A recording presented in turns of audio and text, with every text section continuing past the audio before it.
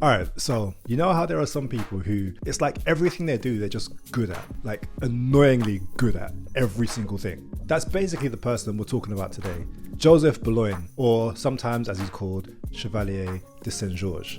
It's a confusing name, but we'll get into that. So Joseph was born on Christmas Day, which is December the 25th, 1745. And while most of his story takes place in France, he was actually born in the Caribbean on an island called Guadeloupe. His mother was actually an enslaved African woman by the name of Nanon, and his father, Georges Boulogne de Saint-Georges, don't ask me why, that was just his name, was a wealthy plantation owner. No prizes in guessing what happened there. So Georges Boulogne sent his son Joseph to France when he was only 7 years old, probably to make sure that he got the best education possible at that time. It's also important to remember that this was a very, very rare thing to do. Usually when plantation owners had children with enslaved women, they would usually just abandon them. But for some reason, Georges didn't do that. As you can imagine, this being the 18th century, this caused problems for Joseph.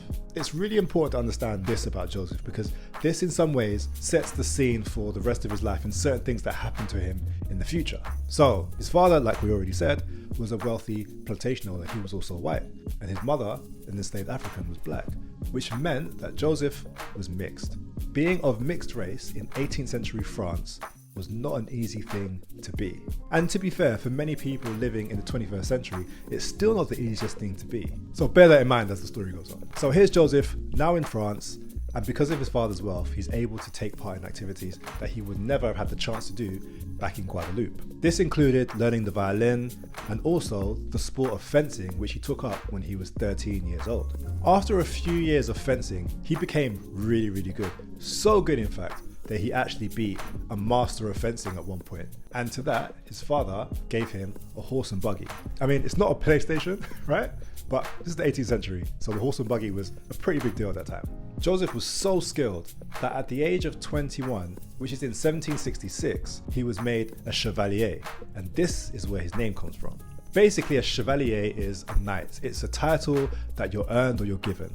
And that's why he's now called Chevalier de Saint-Georges. Saint-Georges, because of his father, Joseph Boulogne, is the name that he was born with.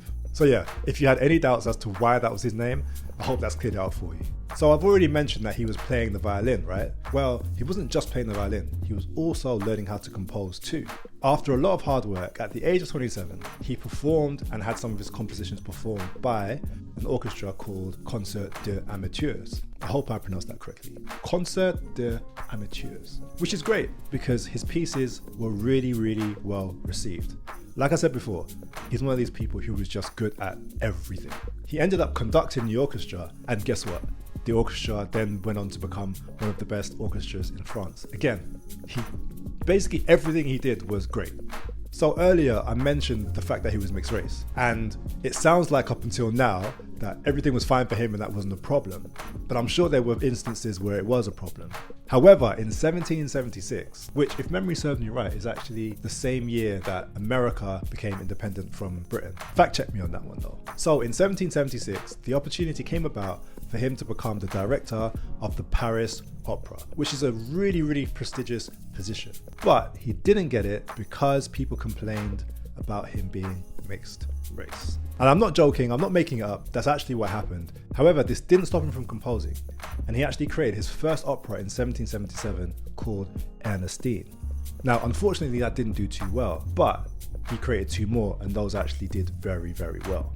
Now, it's around about this time that he's rumoured to have met Wolfgang Amadeus Mozart. Now, there are no accurate historical accounts of if he actually did meet him, but it's really interesting to think what the conversations might have been like if those two did meet each other. There are also some rumours, some speculation that Wolfgang Amadeus Mozart heard some of Joseph Boulogne's music and basically decided to copy bits of it.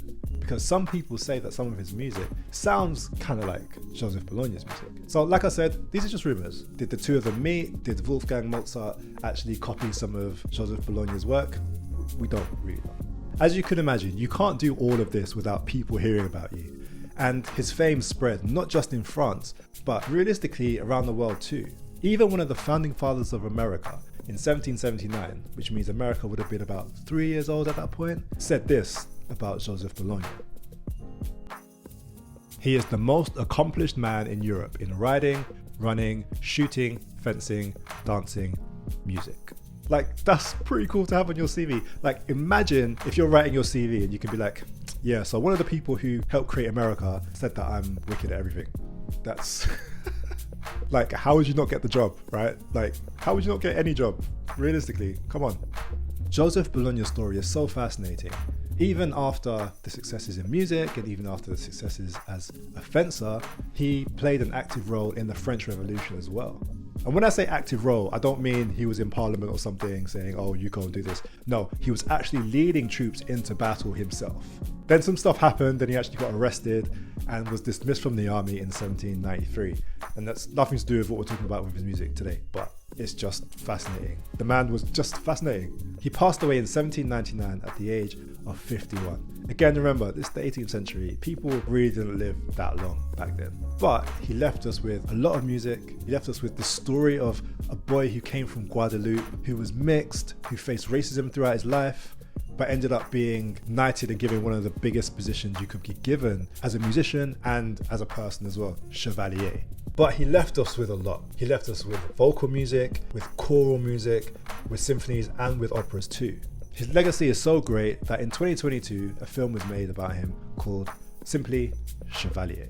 He was a legend. He really was a legend. Joseph Bologna, Chevalier de Saint-Georges. Check him out. Check out some of his music. I hope this video has been interesting and given you a glimpse into his life.